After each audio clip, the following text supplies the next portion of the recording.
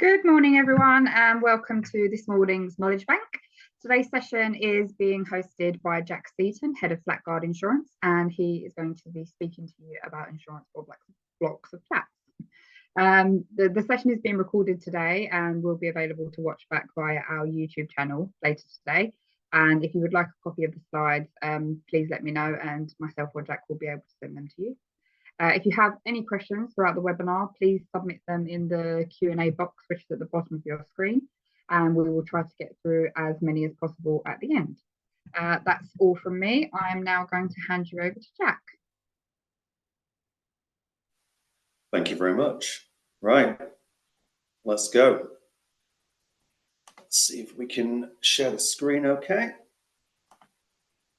There we go. Right, good morning, everyone. Thank you for joining me.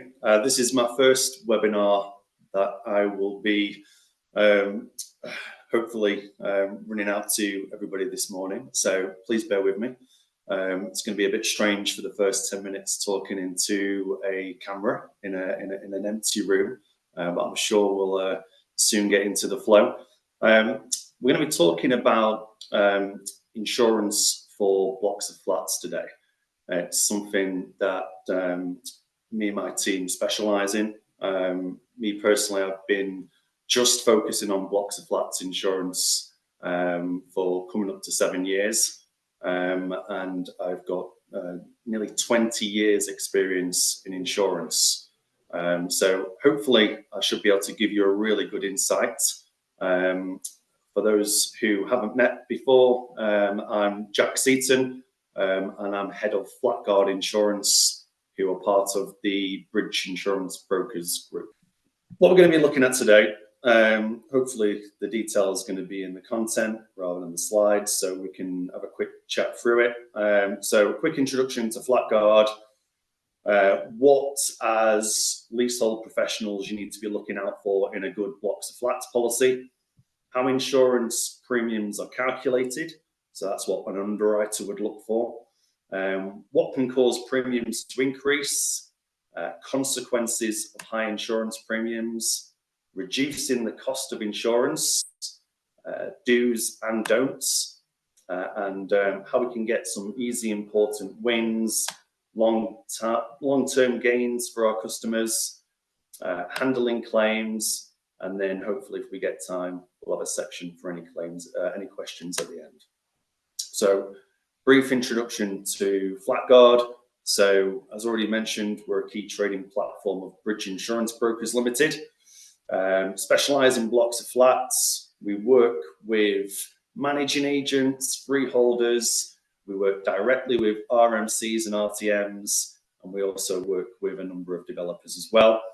We offer the range of products, insurance products for blocks of flats, which can be your property owners, your buildings policies, your terrorism, property owners liability, estates liability, engineering inspection, the LOLA inspection, plant inspection, as well as directors and officers, also known as management liability.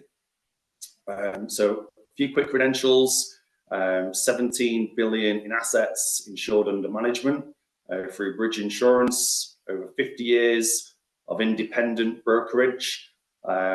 We write over £100 million as a company in gross written premium, or GWP. We've got over 100 employees. We have an in-house claims team, chartered insurance broker status, and we've got offices across London and Manchester. Proud to be our Armour partners, and we've also been highly commended at the PMAs for the last couple of years. Indemnity to managing agents. Now, that's right at the top, because for me, it's one of the most important things as a managing agent, a broker should be telling you to keep an eye out for. Now, indemnity to managing agents is a condition of the policy which is within the property owner's liability section. So under the property owner's liability section, which is sometimes known as public liability, that's the section that provides cover for third-party property damage or injury. And when you're managing a block of flats or you are operating a block of flats, obviously you might have seen claims come in under that section for slips, trips, tiles falling off the roof, damaging cars. That's the section that could give rise to a third-party property damage and injury claim. And sometimes those claims, especially normally for like injury, when someone slipped on some unclearing pathways, sometimes those claims come in against the managing agents. And although the wording can vary from one insurer to another, it's always better to try, if you're a managing agent purchasing blocks of flats insurance on behalf of an RMC, it's always important to speak to your broker of whether that extension to the wording is on there or not, because it is another avenue to look to protect yourselves when you're the operators of the block of flats. You should also make sure that if you are looking at blocks of flats policy wording, that there aren't too many onerous warranties and conditions. So sometimes you will have a look at a building's schedule, and actually at the bottom of the schedule there is quite a number of conditions on there, which actually can be quite burdensome as an agent to make sure that they're being undertaken.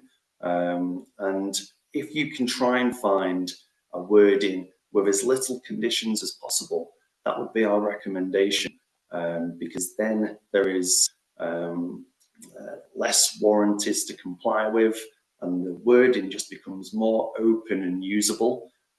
So that would be one of our recommendations.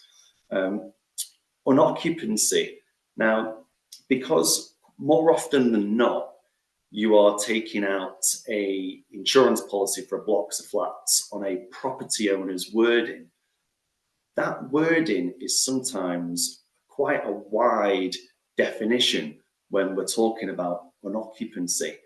And quite often when you look at how an occupancy is defined on an insurance policy, it will actually state any part of a building.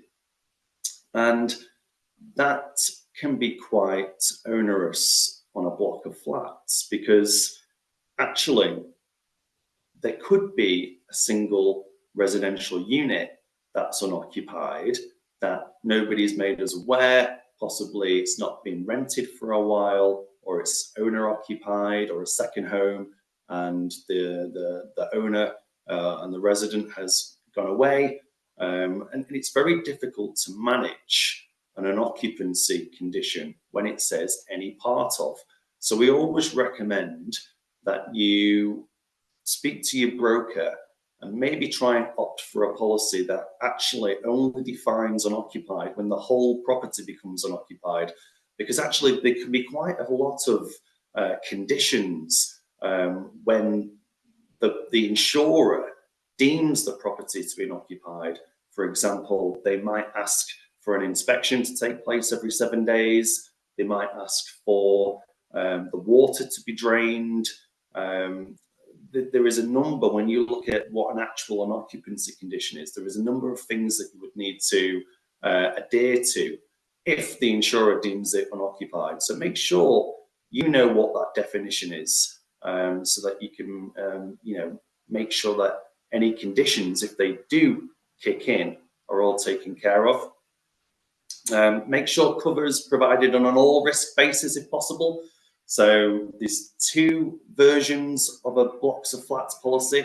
There is specified perils and all risks.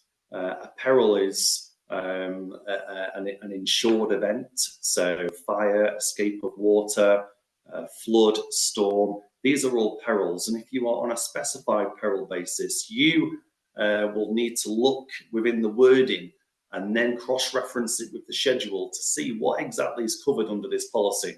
Whereas with an all risks, it's as what it says. All eventualities that are insured are covered under that policy. Employer's liability included. We always say try and take out employer's liability as contingent cover if possible. Even if there is no employees directly employed by the policyholder, some regular contractors, such as window cleaners, gardeners, if they are not going out to tender every single time for a gardener or a window cleaner, sometimes those regular employees could be deemed as employees under the company. And if they got injured while they were working on the premises and tried to put that liability against the owners of the building, then if you didn't have that covered, then you could be looking at quite a lengthy litigious process. So considering it's very low cost, if anything, it might be even added in as free if you ask for it. Our recommendation is to always go for employer's liability. Look for a policy that removes the average condition following a valid reinstatement cost assessment. So if you are undertaking those regularly and you're submitting them to the broker and the insurer will be confident that you have took every step necessary to make sure that the building is insured for the correct amount. And therefore, if there is a claim, the insurer won't look at an average condition, which is basically if you're underinsured, a claim could have average applied to it. And it's normally in the same deficit of what it's insured for. So if you're 50% underinsured, only 50% of a claim would get paid out at the time of a loss. Contents for communal areas. Obviously, you do need to make sure that things like carpets, furniture in communal areas are covered. And again, that's normally something that I do see on most policies.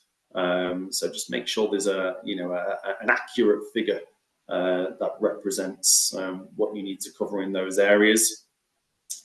Make sure there's an automatic insurable interest clause. This is something that I get asked a lot.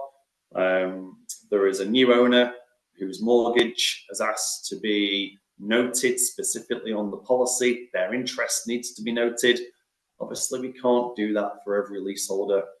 Some of the blocks that we insure are 100 units plus. There's no way everybody's interest can be noted on there as well as their mortgages. So a typical, standard block of flats policy will have an automatic insurable interest clause, and it'll state that the interest of any of these insurable parties only needs to be noted at the time of a claim. So that way, when you get somebody come to us or come to you, and ask to be added on as an interest on the policy, you can just refer them to that section of the policy wording and give them the peace of mind that they're fully covered and only need to be bringing the mortgage company to their attention or their details to our attention at the time that they suffer a loss. And obviously, if you can look for enhanced covers in any way, trace and access claims are becoming really expensive with the cost of labour going up. So any enhanced limits that you can try and find for trace and access, loss of rent and alternative accommodation are really useful at the moment.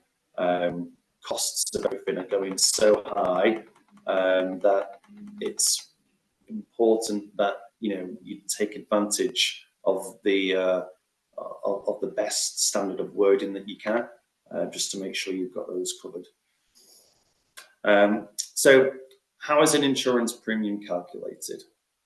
So we're going to be looking at a very simple formula, and hopefully it just gives a bit of an overview as somebody who deals with blocks of flats insurance, of just how the insurance underwriters get to that position, and that it's not just a finger in the air, see which way the wind's going. There is a formula behind it, and it's based on a few things. So this is the formula. You take the building's declared value, also known as the BDV or DV. You times it by a rate, which the underwriter will come to, and then you get the premium, where you can then apply insurance premium tax, which is currently at 12%. So the building's declared value is the first thing that we mentioned there.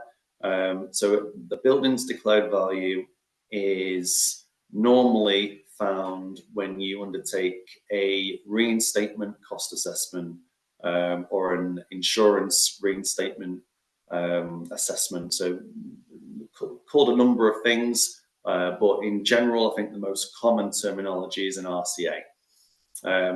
You would approach a chartered surveyor who would undertake the reinstatement cost on your behalf.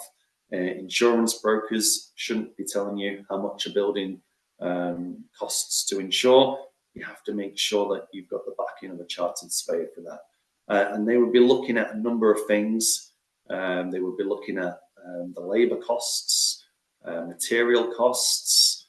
They would be looking at if they needed to demolish the building, if there was a really big fire and you needed to start again from the ground up, then part of that cost that the insurance would need to pay out for would be the demolition fees, then the site clearance fees, and then you would have to employ architects again. So any professional fees to build that building back into its original state, which it was before the loss. And then you've also got to consider VAT, subject to status. Typically at the moment, most insurers that we're asking would want VAT to be included on all elements. Generally, that's because 99.9% of the claims that insurers pay have all got VAT included. So even though there's a bit of an argument of the residential buildings VAT status, the fact is that insurers have to pay out VAT on 99.9% of their claims, and therefore they want VAT included on all aspects of the declared value. So we know what goes into the building declared value. That's the first stage. Now we need to have a look at how an insurer will decide on what rate to apply. So they will look at the type of construction and the condition of the building. So they might be looking at what materials the frame's made of, whether there's any cladding attached to the building, whether that cladding is deemed combustible or not. So these are big questions that insurers are asking at the moment. The construction of the flooring, is it concrete floor, timber floor? Concrete floor tends to carry a lower rate, generally because one, timber's known to be more combustible than concrete, but also escape of water claims tend to be higher on timber flooring. So there's normally little gaps in the floorboards. Escape of water can quickly move from apartment to apartments below on timber floors, and it has a lot more resistance on concrete floor buildings. So concrete will carry a bit of a lower rate. The type of building, purpose-built or converted, insurers will have a good look at that. Listed status, if you've got a listed building, the likelihood is that you're probably going to need to bring in a specialist contractor who will charge per hour more than a regular contractor. So that all has to be factored into the claims cost. The occupancy type, even different types of occupancies carry a different rate. Students are deemed a higher risk than a professional. Claims history. So let's have a quick look at how this building has performed over the last 5 years. Has it been paying out claim after claim each year, or has it had a really good claims history? And actually, is the insurer looking at the profitability over 12 months and saying, do you know what, this was a good investment into this risk.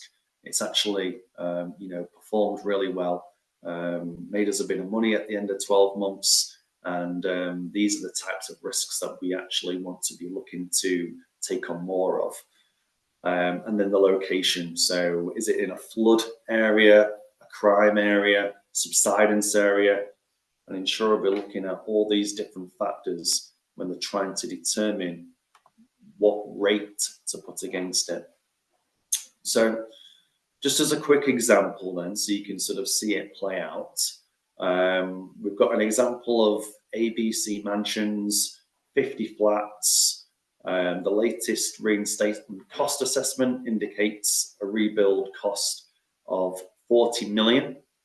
And the insurers looked at all the different underlying factors. They've looked at the construction, the claims history, the occupancy status, and they've decided that they're going to apply a rate of 0.1%, or we'd call it sort of like a 10p rate. So the formula to apply a 10p rate against a 40 million pounds reinstatement cost would be 40 million times 0.001, and then we've got our premium of 40,000.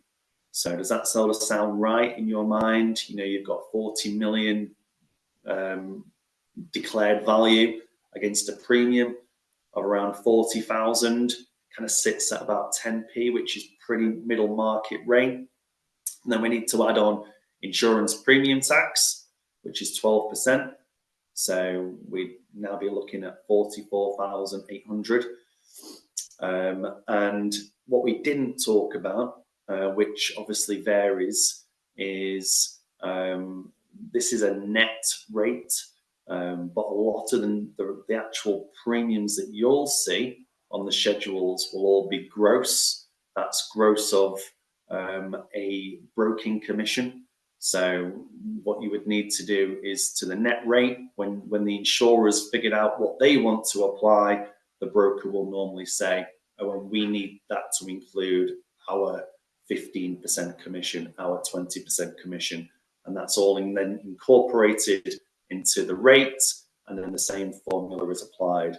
So you will get a different figure when it's gross of a broking commission. So what can cause an insurance premium to increase then? So we know how to sort of calculate a basic rate. So what are the things to look out for to look at increases, and how can we maybe try and avoid them? So a worsening claims history. You know, if you have claims midterm and they're large claims in reflection of the premium. So we always look at sort of like what the loss ratio is. So if you've got a premium of 40,000 and then you've got a £20,000 claim, you know, you can see that, okay, well, there is enough within that premium to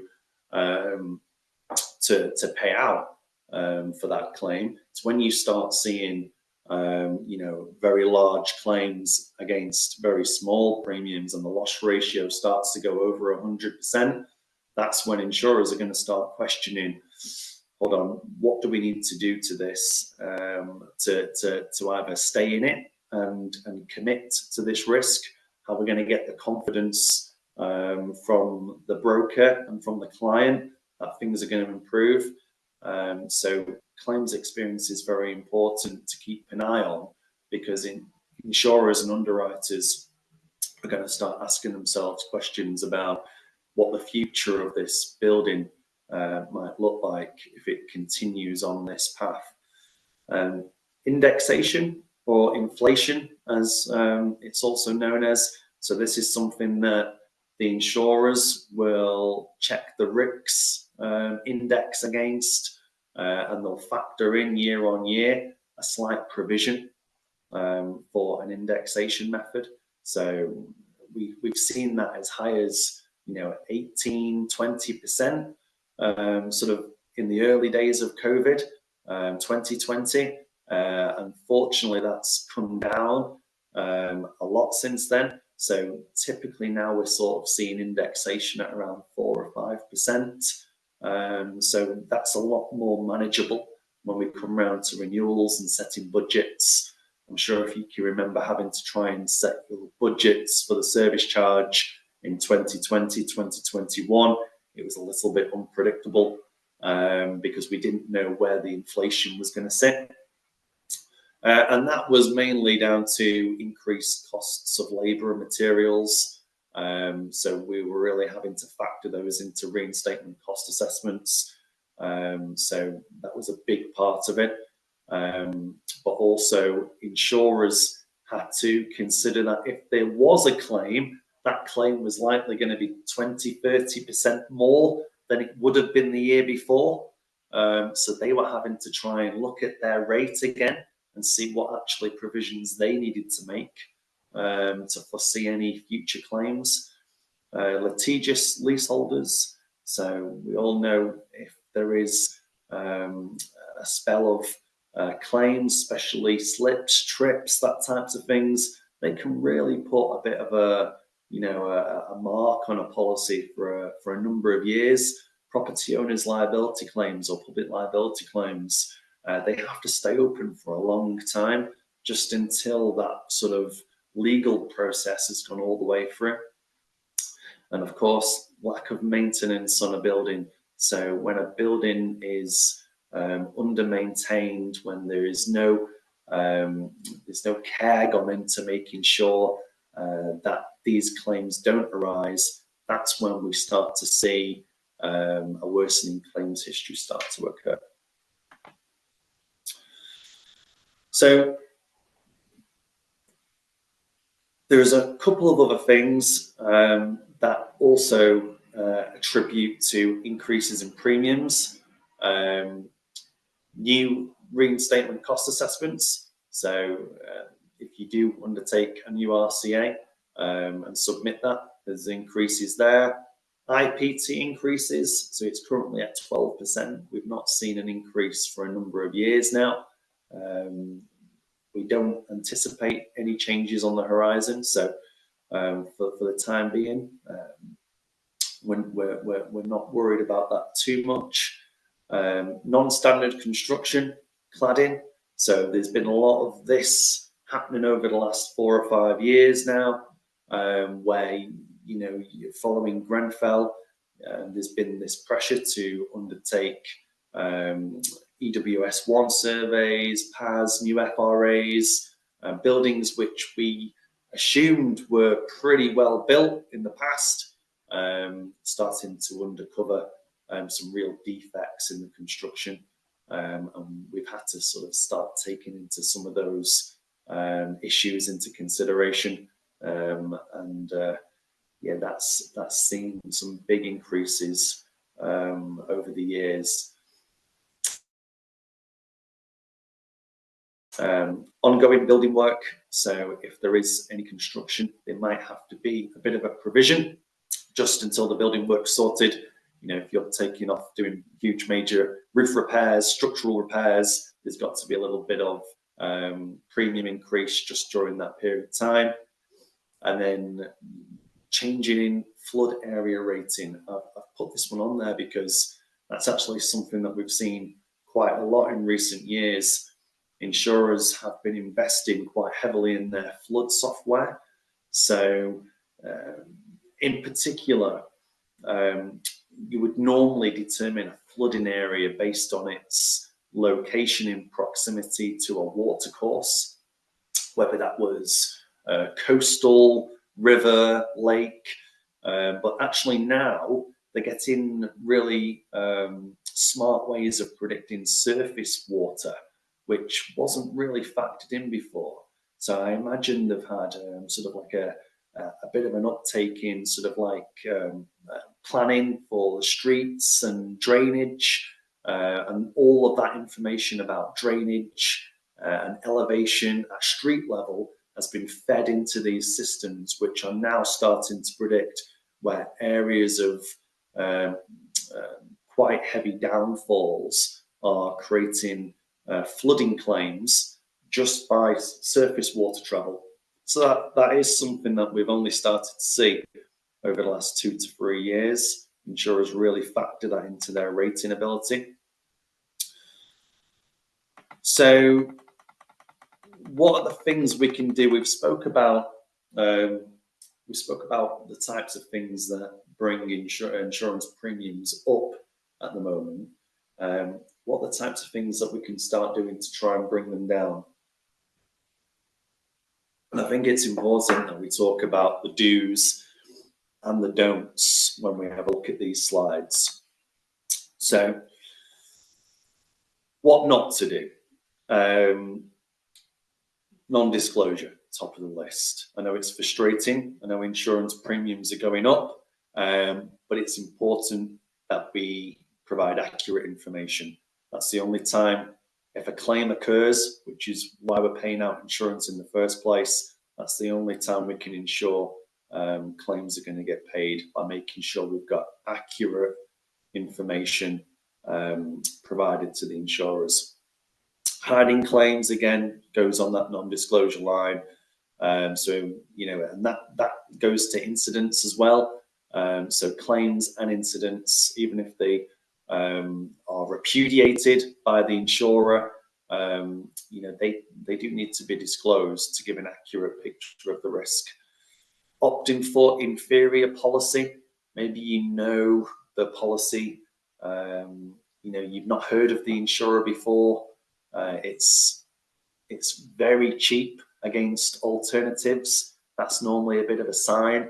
If it really stands out against some of the other insurers that you've got, maybe you know, just get your broker to double check the details, make sure some of those covers that we spoke about in the first few slides are included and not taken out.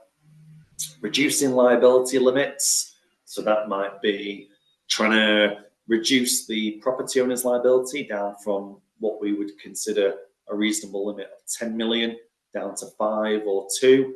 It might be looking at taking off the employer's liability altogether. It might be looking at maybe opting for a change in the alternative accommodation. So maybe instead of over 36 months, you opt for only 24.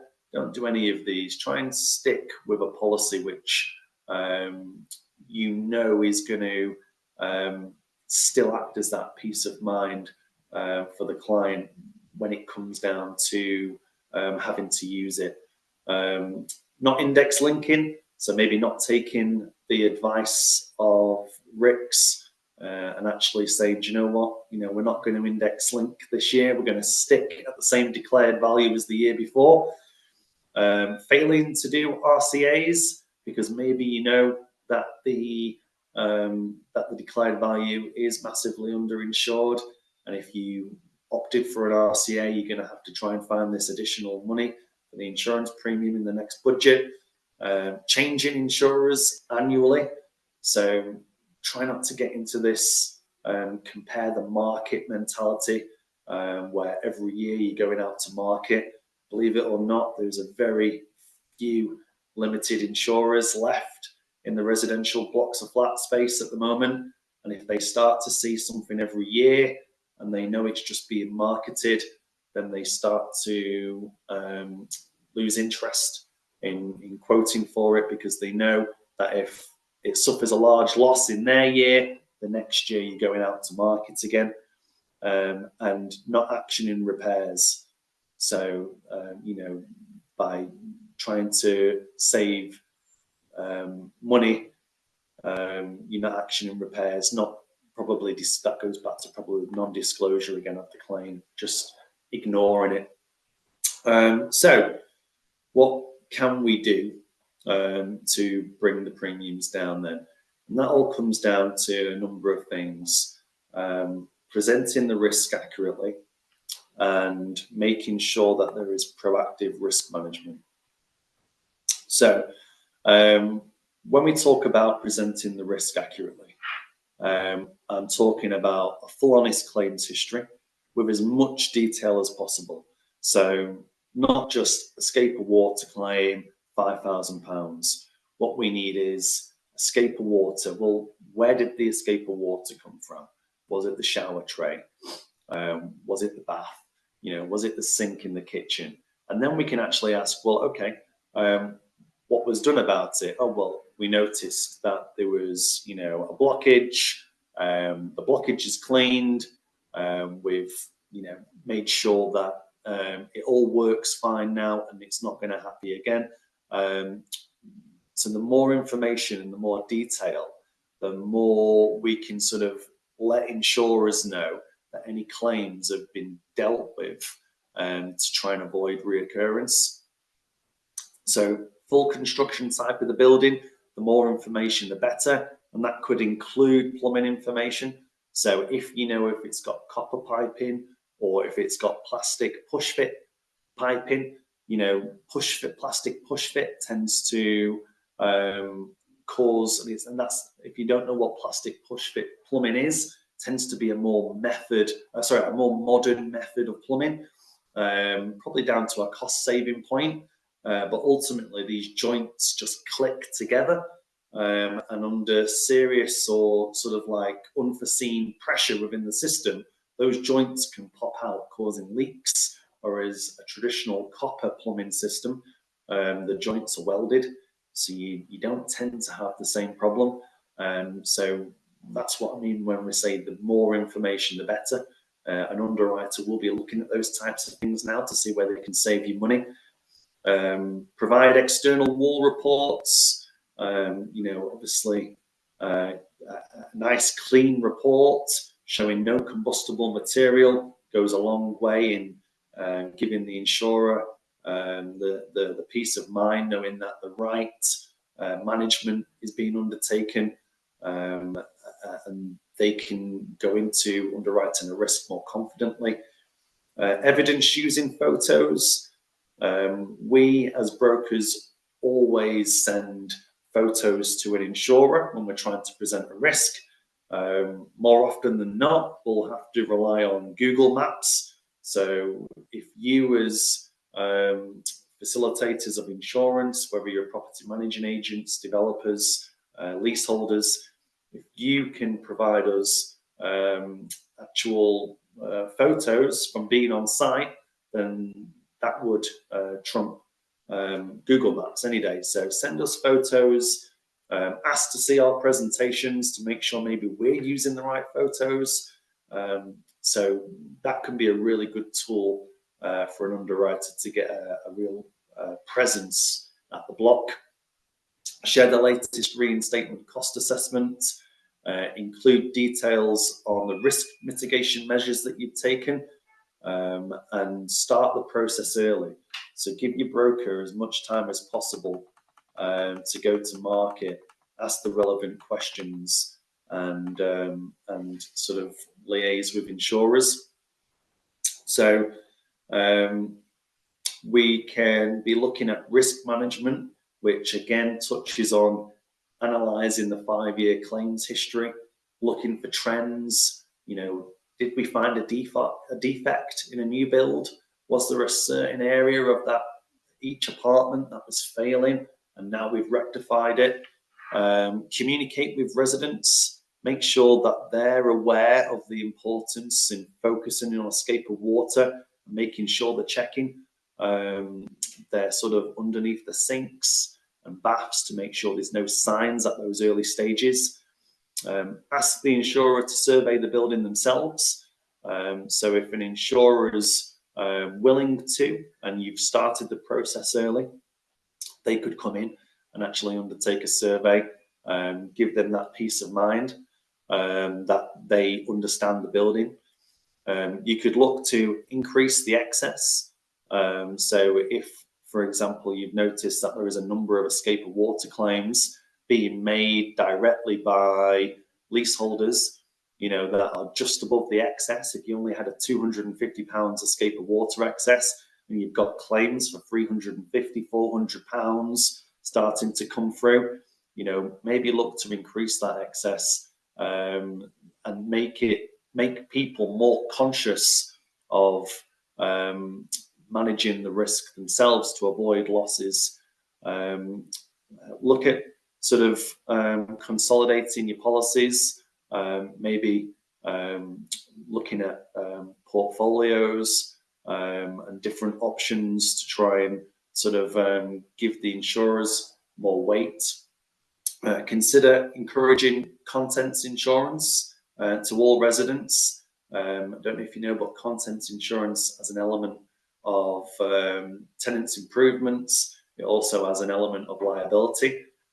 So if the more residents that have got contents insurance, actually the insurance company know that there's areas where they could claim through their own contents policy, and also some content providers provide like alternative accommodation.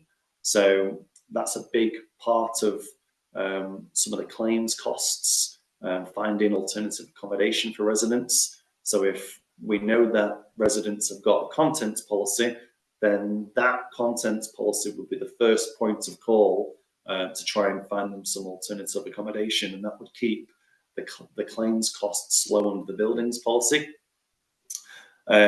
Employ an active maintenance program. I think most of you do that anyway as part of property management, and then regularly inspect all areas as part of your maintenance plan as well. So just a quick overview of sort of what's covered under the different sections. We get asked this quite a lot in terms of what's defined as buildings and what's defined as contents. So I just wanted to give everybody a quick overview here. So under a buildings policy, it will ordinarily cover a fixed structure, foundations and anything that would damage the structure, and an attempt to try and remove it. That's one way of trying to describe it. So fixtures and fittings, buildings improvement renovations, built-in wardrobes, fixed and built-in kitchens, any bonded flooring, so that doesn't include carpets. Notice it's just bonded flooring. Fixed bathrooms, including fitted sanitary ware. And the buildings policy will also include external factors. So it'll include the fencing, drives, paths, car parking, landscaping, garages. That also falls under the definition of buildings. So contents, so these are generally any items that can be removed. You've probably all heard the turn the building upside down and shake it. Doesn't really apply because, you know, things are fixed to walls and stuff like that. So what I would normally say is if you were moving and you were taking items with you, they would normally fall under contents. So anything, if you were moving an apartment and you could take it with you, that would fall under the sort of the content section. So we've touched on carpets because they're not bonded to the floor, freestanding furniture, appliances, your personal belongings, valuables, artwork, clothing. So just a few examples there. And then a little section here on what is actually covered under an all risks policy. So these are the perils. You can have a quick read through them there: escape of water, subsidence, storm, flood. And then you've got things like explosion, aircraft, earthquake, impact by vehicles. So these are all deemed by the insured, the insurer, as an insured peril. So things that would generally be excluded would be wear and tear, deterioration, any breakdown, mechanical or electrical, defective building designs, erosion, rust, poor workmanship, and then things like fraud, war. These are some of the exclusions that you will find under a blocks of flats policy. When it comes to claims handling, we try to guide you the best we can. As mentioned before, we've got a claims team, and most brokers will have a dedicated claims team there to try and take some of the pressure of dealing with claims off property managers, off leaseholders. We know they're very time consuming, and often you want to try and deal with somebody who can try and minimize that time spent. So we've got a few rules that we try and preach when we're talking to property managers, developers, freeholders about how we expect claims to be handled. So first thing we would say is identify if the claim is considered communal or in a flat, so flat to flat.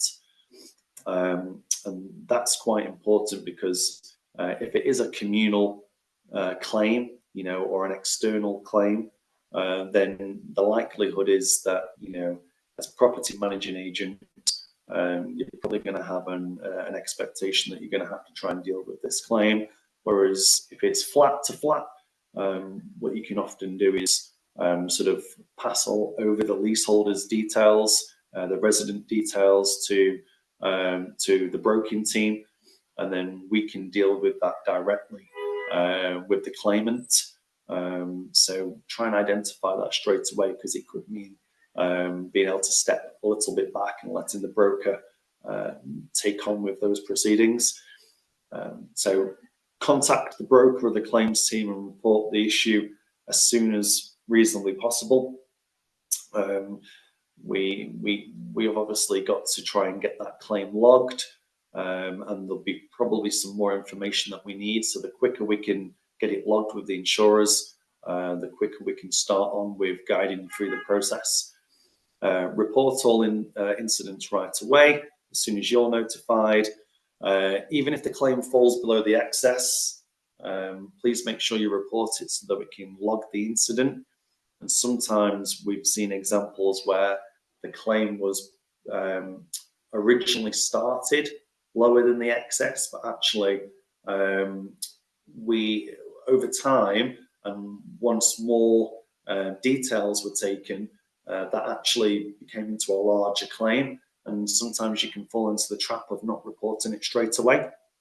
And then insurers get a little bit funny when you come into them, quite far down the line trying to make a claim which clearly you knew about a lot longer ago. So do report them straight away. Try to take pictures of the damage when you can. And if you're unsure of anything, always ask your broking team so that we can talk you through the process. The type of information that I would expect my claims team to be asking is the date of the loss, discovery, the cause. So do you know what the peril is? Is it escape of water, accidental damage, theft? Proof that it's been repaired at that stage, or if not, what is going to be the next steps? Did you need to incur any trace and access costs? If so, could you submit those? Any emergency costs due to break-in, any temporary accommodation, temporary boarding up of windows? Those are the sorts of things you can start to submit. Any photos of the damage that has occurred due to the insured peril. Quotes for the remedial work. So normally we'd ask for a minimum of 2 quotes. Depends on the size of the loss. Sometimes you will find that you've got agreements with insurers where if the loss is below a certain amount, you only need 1 quote and they can get on with that straight away. Quotes need to be on letter-headed paper. If they are a limited company, we need to know sort of like what the VAT status is of the contractors. It should not just be a lump sum. So when we're asking for these breakdowns of costs, we would need a bit of a breakdown of exactly what's gone into it, the materials, the labour. Once it's been authorised, then we'll ask for the payee details, and we'll also be making you aware of the excess, so we can sort of advise you on the next steps when we're looking at the loss and what that deductible needs to be. So I hope that's giving everybody a bit of a brief insight into sort of blocks of flats insurance, of how the premiums are calculated, to how you can help to manage risks, mitigate losses, the do's on the don'ts, and when to try and to get those premiums exactly right. A little bit about claims. It is just a little bit of a brief introduction into sort of our world, and I hope that's giving you a little bit of an insight into it. So for the last 5 minutes, I will put it out to any questions, if that's okay, Vicky, and see if everyone's followed me okay there. Okay, we do have one question here already. I think it was from the beginning of the webinar. Oh, sorry, I've got a bit of an echo. I don't know why. So it says, how to apportion excess in the event of a flood. The policyholder is the freeholder acting as a resident management company with 4 shareholders who are also leaseholders. The lessees covered under the policy are referred to as other interest. However, both the policy and the leases are silent on the apportionment of excess. A £10,000 excess has been applied for flood insurance, primarily affecting the basement flat. How should the excess be apportioned in the event of a flood? Considering the dynamics between the leaseholders, it's unlikely that they would agree 4-way split. Yeah, no, it's tricky one, that. It is an interesting one, that, and it probably, you know, without trying to sidetrack it a little bit, it probably does fall on sort of how the lease is written up. So the lease would normally go into a little bit of detail, and I know it's talking, I'm not sure, does it mention the lease at all? The lease is covered under the policy or referred to as other interests.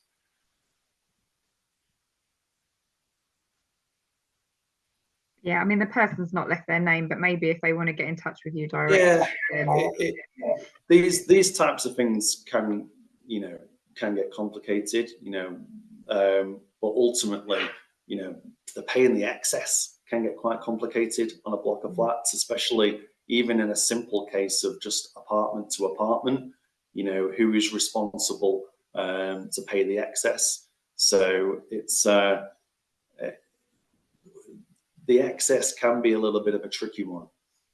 So maybe if the person who's written it could maybe send in the details to you, Vicky, and I could maybe pick that one up afterwards. Yeah, and have a look at the lease as well. Okay, no worries. Let's see the next question. How long should a claim take from the report to complete? And that's from David. So so it all depends on the size of the claim. So from the time that it's reported to completed, actually, you know, if you've got if the claim was under £5,000, you potentially could only need one estimate, and that estimate could get submitted, reviewed the next day, and paid out the day after. But also you could have a very complex claim, which could take several months because there's a lot of information, additional information that the insurer might be asking. There could be alternative accommodation claims, so there could be you know, building work that might have to be undertaken for several weeks, several months. So the time that it can take does vary depending on the claims. That's a bit of a difficult one to ask and to give a straightforward answer, because it would normally depend on the type of claim. Let me have a quick look. Jason's asked, when will there be fixed guidance from someone like the FCA on VAT elements of BDV. Some brokers, insurers only want on demolition and professional fees. Some want 100%, and some say the client decides, let's make it VAT is applied like this across all insurers. Now, I agree, Jason, and I don't think it will be probably the FCA that gets to decide on that. I think it's insurers that will need to put the foot down, and brokers, because normally, you know, we've varied in the past due to how the policy is written and whether there is non-recoverable VAT within that policy wording. It's only sort of in more recent years that we've started taking a bit more of a stance between broker and insurers. And I think I touched on it before about that 99.99% of claims that are paid, they all get paid with VAT included. So because of that, as brokers now, we do speak to our insurers regularly, we do say that include that VAT element on all elements of the building declared value. That's what our insurers are asking for now, and that's the advice that we're giving. But you're right, it's not black and white, it's not wrote down anywhere, and you do still have to make sure that you are seeking that correct advice from the broker. See if we can try and get one more in. Yeah, so Miriam's asked, where there is, for example, a roof repair required and a delay in a repair will cause more damage, can you go and get the repair carried out? Yes, we would be expecting you to. So when you can limit damage, go ahead and get it carried out straight away. Don't wait for the estimates to come through, just act. You've got to try and limit the amount of the claim. Miriam says, we've also got a property where our tenant is on benefits and the management company have advised that we need to pay the £5,000 extra to cover the increased premium due to the perceived risks. Does the lease does stipulate that as the owner, we shouldn't do anything to increase the insurance premium, but ethically and legally, can they do this? Well, the insurer can do it because the risks increased. So the tenants on benefit and the management company have advised that we need to pay the £5,000 extra to cover the increased premium. An interesting one, and again, I think, you know, that's probably not an insurance question. Would the risk increase due to the type of tenants? Yes. How you would recover that back is probably more what you would have to ask probably like a leasehold solicitor, and like say refer to the lease. Have we got time for one more question? Yeah, you can squeeze one more in. Yeah. So if escape of water, questions are bouncing all over here. If a water escapes and the wall of a flat is damaged, does the cost of wallpapering covered in the building insurance? Yeah, it does. Yeah. So if the wall is damaged, any decorating, whether that's wallpapering or painting, again, that's all included. You have to remember what the idea is that we want to try and get the building back to the state of repair that it was prior to the loss. So when there's a claim and something's damaged, we need to try and get that building back to how it was before the actual claim occurred. And if that involves repainting, if that involves wallpapering again, then we can do that. And actually, there is a section which you need to look out for, which covers having to, say, for example, something's damaged in a bathroom where you've got a certain type of tile, but the damage is only on one wall. You might have to as a result of that damage, you might have to replace all the tiles in the bathroom in order to get them to match, because that tile is no longer in production anymore. And that actually, depending on whether that's covered or not, will be in the policy. So if you're unsure of whether or not that's covered under your insurance policies, maybe speak to your broker, because that's quite important, especially on bathroom claims when you're trying to get everything to match. Yeah, sneaky little things that you could maybe initially. Yeah. Definitely. Well, I know we're a bit over now. I know everybody has got tight schedules. So what I will say, Vicky, is if anyone wants to email me any questions, then I've just put my. Can you see my screen still? Yeah. But if you could, details, yeah. Maybe if you can send me a copy of the slides, I'll send that out with the recording this afternoon. And then everyone will have your contact details so they can get in touch with you directly. Yeah, perfect. Well, I hope that went okay for everybody. Sorry about the technical mix-up at the start. Always the way. I did admit that it's my first one, so you know I can be excused for a few mistakes. That's fine. I think everyone's they got the idea of the slides still. It's fine.